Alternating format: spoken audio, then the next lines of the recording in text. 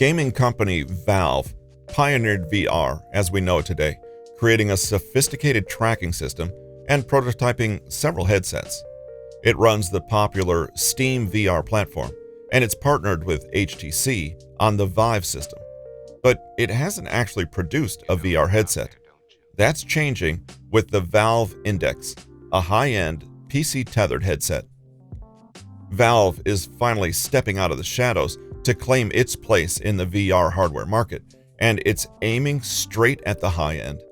The PC-connected Valve Index is currently one of the best VR headsets on the market. That experience is only amplified by the included Index controllers, especially when compared to those of first-generation VR headsets. Valve's new headset is a big improvement in both design and features over competing headsets in consumer VR. My first impressions of the headset were very positive. The build quality is about as good as it gets. The material selection is fantastic, and the device's feature set leaves practically nothing to be desired.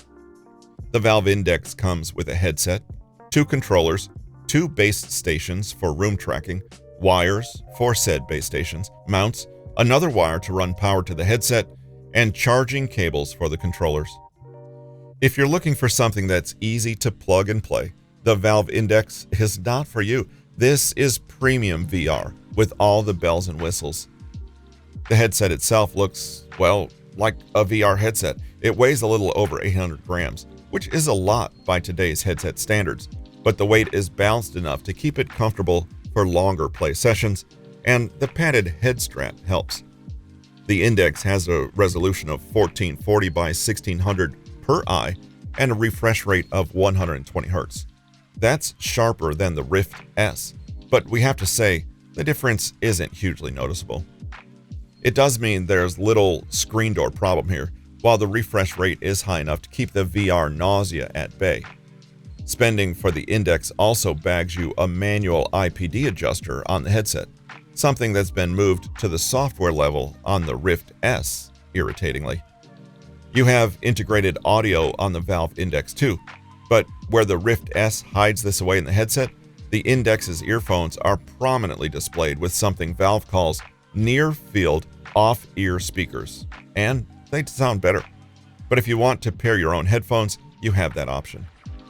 In terms of system requirements, you can run the Index off an NVIDIA GeForce GTX 970 or AMD RX 480 at minimum.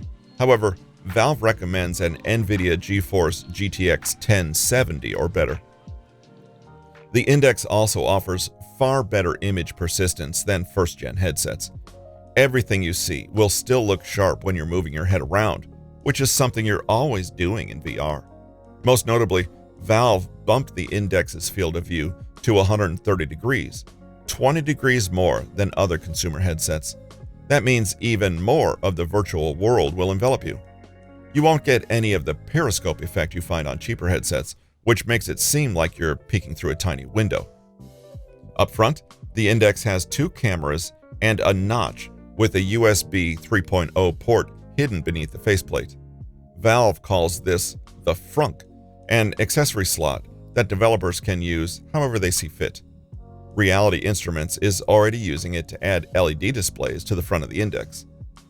The Index controllers are arguably the most exciting part about Valve's foray into VR hardware. In late 2016, Valve revealed the prototype of what would eventually become the Index controllers. These innovative input devices enabled a new, even more immersive form of interaction with virtual objects. Unlike every input device you've ever used for a video game, you don't need to hold the Index controllers. They strap to your hand, which gives you the freedom to let go of them without worrying about dropping them. This enables actions like throwing a ball or opening your hand to pick something up. The Index controllers have straps that secure the handle to your palm. The strap wraps around the outside of your hand and uses a drawstring to secure it in place.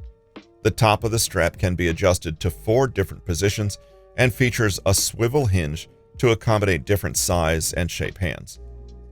The Index controllers also feature capacitive touch sensors in the handle and on the face buttons for animated finger movement. The handle has sensors for your pinky, ring, and middle fingers. The trigger has a sensor for your index finger, and the A, B, touchpad, and thumbstick inputs have sensors for your thumb. The thumb sensors also give you two thumb positions. The A and B buttons place your thumb beside your hand, and the thumbstick puts your thumb above your hand. Additionally, the index controllers have pressure sensors to detect how hard you squeeze the handles, allowing supporting games to differentiate between a light grip and a firm grip. Valve developed the index headset in-house, and as a result, it was able to control every aspect of its design, allowing for several innovative design choices that will surely inspire headset design for years to come. If there's a better VR headset for consumers, I haven't tried it yet. There is certainly room for improvement with the Index. If you have money to burn and you want the best VR home experience that money can buy, the Index headset, combined with the controllers, delivers a champion-level consumer VR experience.